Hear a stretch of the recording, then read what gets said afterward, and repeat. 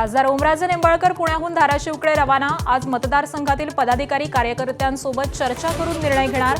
तर ठाकरेंसोबत राहणार की शिंदेंसोबत जाणार याकडे लक्ष।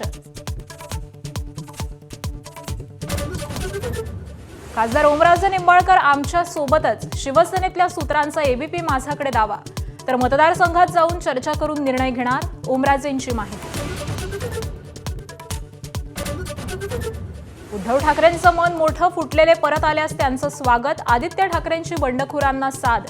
तर बंडखोर खासदारांच्या मतदारसंघात उद्धव ठाकरे दौरा करणार, पक्ष मजबूत करण्यासाठी भेटीगाठी। उद्धव ठाकरे फुटलेल्या 6 खासदारांच्या मतदारसंघाचा दौरा करणार, पक्षाच्या पदाधिकारी कार्यकर्त्यांना प्रत्यक्ष भेटणार, ईशान्य मुंबई मतदारसंघापासून सुरुवात करणार।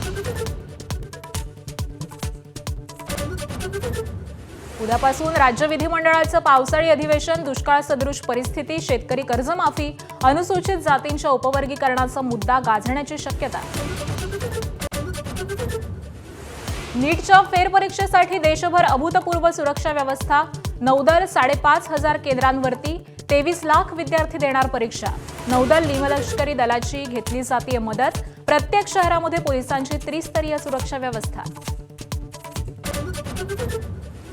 आंतरराष्ट्रीय योग दिनाचा भल्या पहाटेपासूनच जगभर उत्साह। कोलकात्यात पंतप्रधान नरेंद्र मोदींच्या उपस्थितीत मुख्य कार्यक्रम। विजयवाड्यात बाबा रामदेवांचा योग। 180 देशांमध्ये साजरा होतो योग दिन।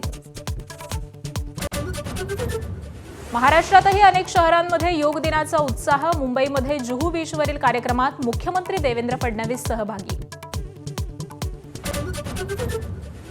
मुंबईच्या अनेक भागात पावसाची हजेरी। ठाणे भिवंडीतही पावसाच्या सरी।